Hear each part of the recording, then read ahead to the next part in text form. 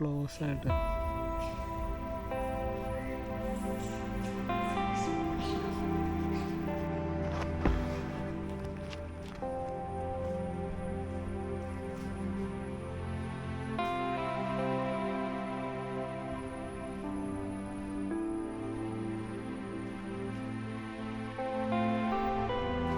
Hello guys, sketch and ട്രാവലിലേക്ക് സ്വാഗതം. ഇന്ന് നമ്മൾ എത്തിയിരിക്കുന്നത് മലയാറ്റൂർ മലയിലാണ്. മലയാറ്റൂർ നമ്മൾ തീപ്പൊരി സ്കെച്ചുമായിട്ടാണ് ഇന്ന് വരാൻ പോകുന്നത്.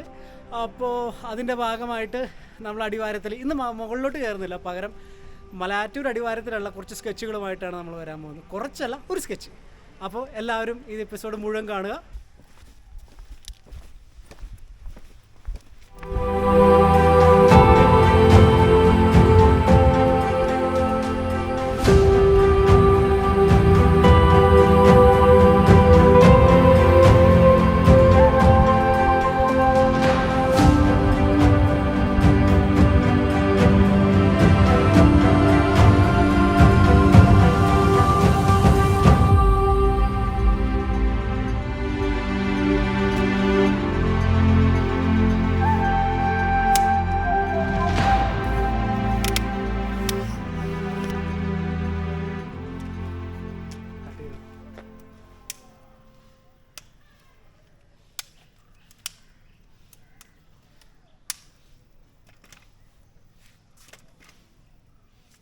നേരത്തെ നമ്മൾ ടേപ്പ് വെച്ചിട്ട് ഒട്ടിക്കണ പരിപാടിയായിരുന്നു. ഇപ്പോൾ എന്താണെന്ന് വെച്ചാൽ ഇത് ഞാനൊന്ന് MC-യിലൊക്കെ വെച്ചിട്ട് അനുസരിച്ച് ട്രൈപോഡ് മേടിക്കുക.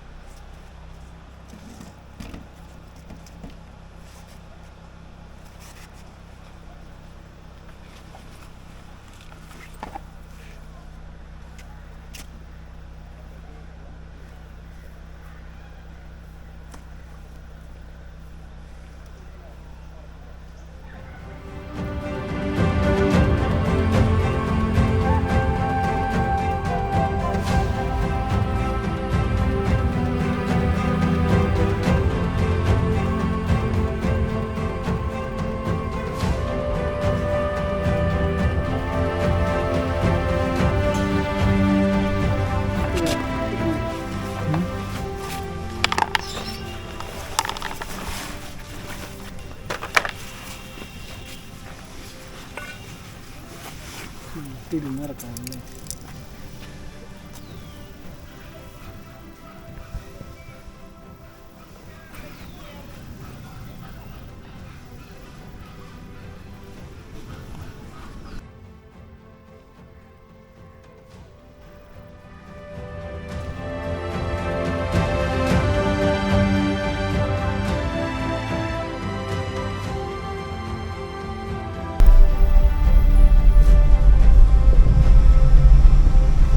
പണ്ടൊക്കെ വരുമ്പോൾ ഞാൻ ചെറുപ്പത്തിലേക്ക് എന്നെ കൊണ്ടുവരാൻ നേരത്ത് ഈ പുഴയിൽ ഒക്കെ ഇറങ്ങും. അപ്പോൾ മെയിനായിട്ട് മലയാറ്റൂർ വന്നെന്നൊക്കെ പറയുമ്പോൾ മല കയറുന്നതിനെക്കാട്ടും ഏറ്റവും കൂടുതൽ ത്രില്ല് ഫീൽ ചെയ്യണത് ഈ പുഴയിൽ ഇറങ്ങാമല്ലോ.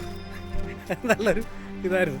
പുഴ ഞങ്ങളെ സംബന്ധിച്ചിടത്തോളം അവിടെ നിന്ന് പുഴ എന്ന് പറയുന്നത് ഒരു എന്താ പറയുക, പുഴയിൽ കുളിക്കുക എന്നൊക്കെ പറയുന്നത് എറണാകുളം പാലാരിവട്ടം ഇവരെ സംബന്ധിച്ചിടത്തോളം ഞങ്ങൾക്കൊക്കെ കിട്ടണത് വല്ലപ്പോഴും കിട്ടുന്ന ഒരു സ്വർഗം പോലെ. അപ്പോൾ ഈ പറഞ്ഞ പോലെ പുഴയിലിറങ്ങുക എന്നുള്ളത് ഒരു അപ്പോൾ ഞാനിപ്പോഴും ഓർക്കുന്നുണ്ട്. പണ്ട് എൻ്റെ കസിനും എൻ്റെ ഒരു കസിൻസൊക്കെ ആയിട്ട് മലയാറ്റൂർ വരുമ്പോൾ ഇവിടെ വന്ന് പുഴയിൽ കുളിച്ച് അത് എനിക്ക് തിരിച്ചു വന്ന വഴിക്കായിരിക്കുള്ളൂ. മലയാറ്റൂർ കയറി തിരിച്ചു വന്ന വഴിക്ക് ഇവിടെ നിന്നൊരു പുഴയിലും കുളി പാസ്സാക്കിയിട്ടായിരിക്കുള്ളൂ പോകണം. അപ്പോൾ അത് ഭയങ്കര രസമുള്ള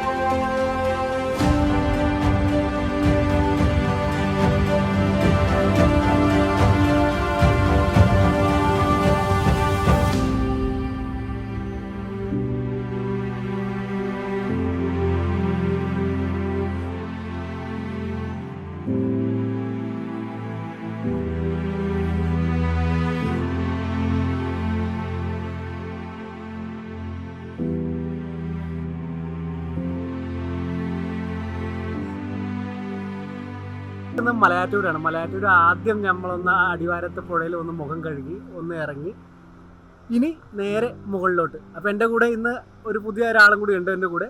നോഫിൻ എൻ്റെ അനിയനാണ്. ഒന്ന് ഹായ് പറഞ്ഞു. ഹായ്. 1501 പോർച്ചുഗീസുകാരാണ് ഈ പള്ളി കണ്ടെത്തിയത്. AD 52 ഈ പ്രദേശത്തെത്തിയ സെന്റ് തോമസ് ആനകൾക്ക് നീക്കാൻ കഴിയാത്ത ഒരു വലിയ മരത്തടി കരയിലേക്ക് വലിച്ചിഴച്ച് മെലിയപ്പൂർ രാജാവായ ചോഴ പെരുമാളിനെ മതപരിവർത്തനം ചെയ്തുവെന്ന് അവർ രേഖപ്പെടുത്തുന്നു.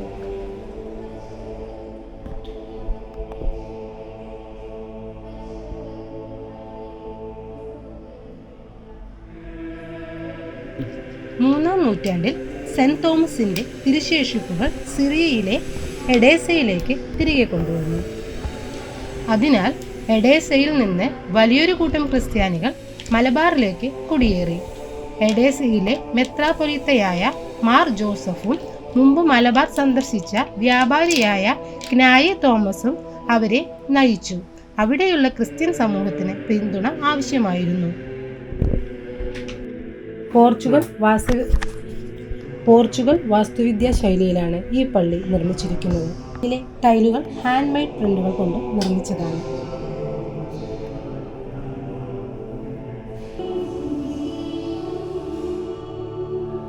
മുന്നൂറ് വർഷത്തിലേറെ പഴക്കമുള്ള തടിശില്പം നമുക്ക് കാണാൻ കഴിയും. അതിൽ ഏറ്റവും മനോഹരമാണ് സെന്റ് തോമസിന്റെ ശില്പങ്ങൾ.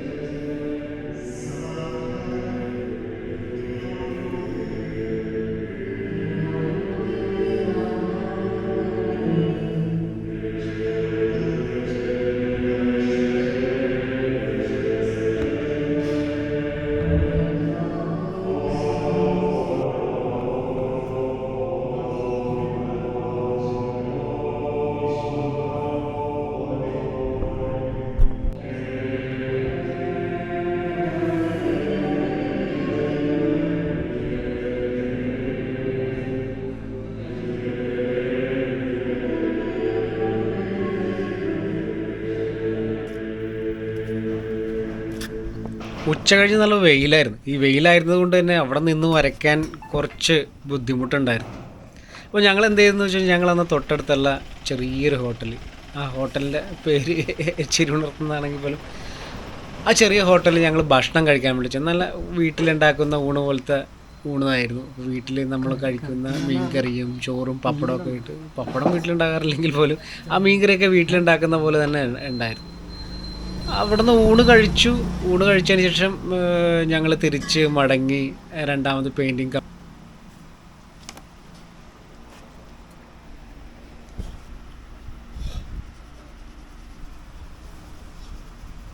സ്പെഷ്യലി കഴിക്കണം. എന്തെങ്കിലും ഉണ്ടാകുന്നു ചേച്ചി? സ്പെഷ്യൽ ഇതിൽ വല്ലതും ഉണ്ടോ ചേച്ചി? സ്പെഷ്യൽ അങ്ങനെ എന്തെങ്കിലും ഉണ്ടോ?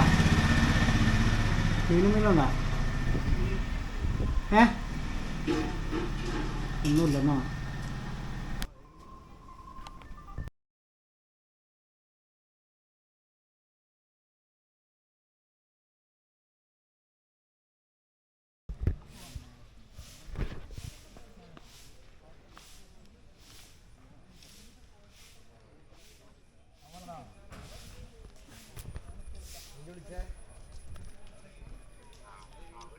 ാണ് കുറച്ചും കൂടി ഒരു തിരക്കിൻ്റെ ഇടയിൽ നമുക്ക് കയറാനായിട്ട് കുറച്ചും കൂടി കാമാൻക്കുമായിട്ട് വരയ്ക്കാൻ വേണ്ടി കാമാൻക്കുമായിട്ട് വന്നിരിക്കാനും ഈ പറഞ്ഞ കുറച്ച് സ്കെച്ചുകൾ ചെയ്യാനും ഒക്കെ ആയിട്ട് പറ്റിയ സ്ഥലം. ശരിക്കും തിരക്ക് കുറഞ്ഞ സമയം. എനിക്കൂടി ഈ മാസം ലാസ്റ്റിലേക്ക് തിരക്ക് ഡിസംബറിലേക്ക് ആൾക്കാർ കയറുമെന്നാണ് അല്ലേ? ഡിസംബറിൽ കയറുമോ ആൾക്കാർ?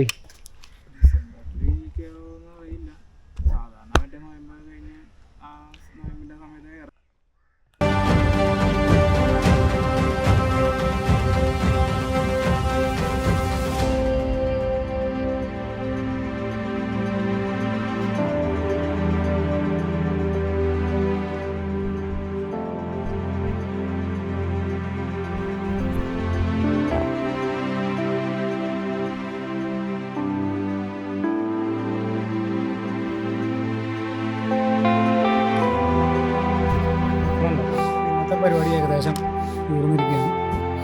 നമ്മൾ നാളെ പള്ളിയിൽ കയറിയിട്ട് മുകളിൽ ആന കുത്തിയ പള്ളിയും ഇതൊക്കെ ഇട്ടൊന്ന് സ്കെച്ച് ചെയ്യണം. അപ്പോൾ ബാക്കി നമുക്ക് അടുത്ത വണ്ടി വെച്ച് കാണാം.